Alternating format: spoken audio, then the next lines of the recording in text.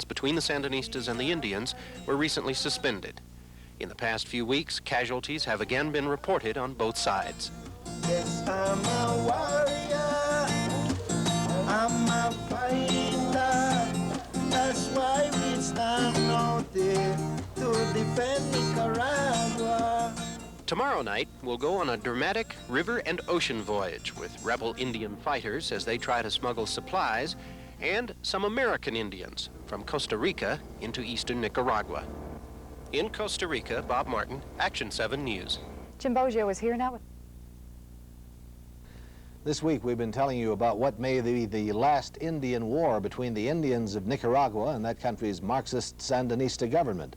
In this final part of his series, Bob Martins joins some of the Nicaraguan rebels as they smuggle him, some American Indian, and supplies from Costa Rica up the coast of Nicaragua.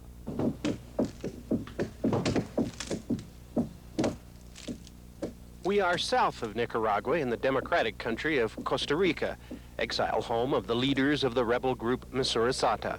Here at a secret jungle site, Mosquito Indian rebels from Nicaragua build a 36-foot dugout boat. It will be used to carry 6 Mosquito warriors, 4 American Indians, including activist Russell Means, and a load of supplies into Nicaraguan waters. 2 of us on board will be reporters. The goal is to reach the MISURASATA Army and visit the Mosquito villages that have been attacked or taken over by Sandinista troops over the past 4.5 years. The Nicaraguan government maintains several major bases along the coast, so hoping to avoid detection by gunboats and planes, the Mosquito warriors make their supply runs in the middle of the night. Strapping powerful outboard engines to their dugouts, the Indians travel about 300 miles in an 18-hour voyage, sometimes 30 or 40 miles out to sea. It is a dangerous trip made several times a year by the seasoned warriors. The Mosquitoes are at home on the water thanks to several centuries of traversing the seas and coastal rivers to fish and hunt giant sea turtles. The Mosquitoes and other tribes in the remote jungles of eastern Nicaragua say their war is based on many of the same issues that have been the basis of struggles for tribes in the United States. The Mosquito enemy is the policies of the Sandinista government.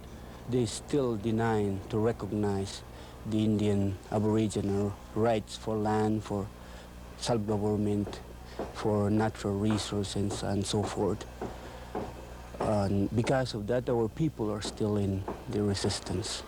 This particular supply trip ended about midnight in heavy seas just off the coast of Nicaragua. As those of us on board rotated the task of constantly bailing, high winds and waves of 15 to 20 feet tossed our dugout like a piece of driftwood. Then a Sandinista gunboat came through the storm, perhaps on a routine patrol, perhaps hearing the sound of our engines.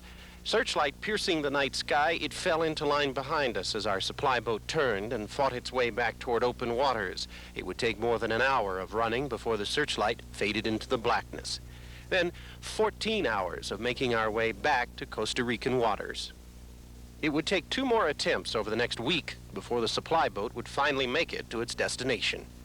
It is a story of hardship and perseverance often repeated in the ranks of the Indian rebel forces. At recent peace talks, the government of Nicaragua said it is trying to devise a plan to grant self-rule to the Indian tribes. However, those talks have been suspended.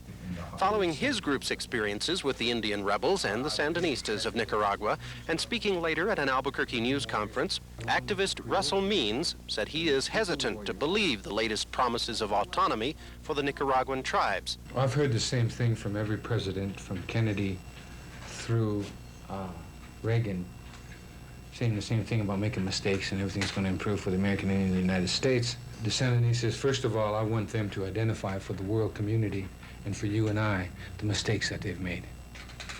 I want them to detail and document how many massacres and tortures and maiming they've done of Indian people and dislocating Indian people. Let's see some numbers and facts and figures, and then we can discuss the remedy to those mistakes.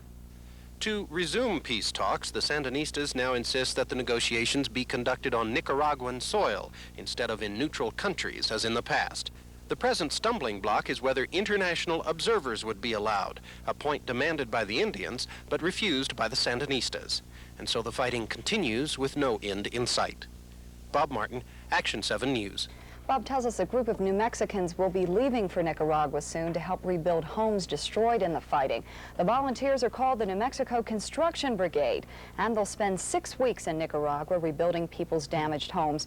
If you'd like more information about the group, their number is 268-9557 in Albuquerque. Jim Boggio is here.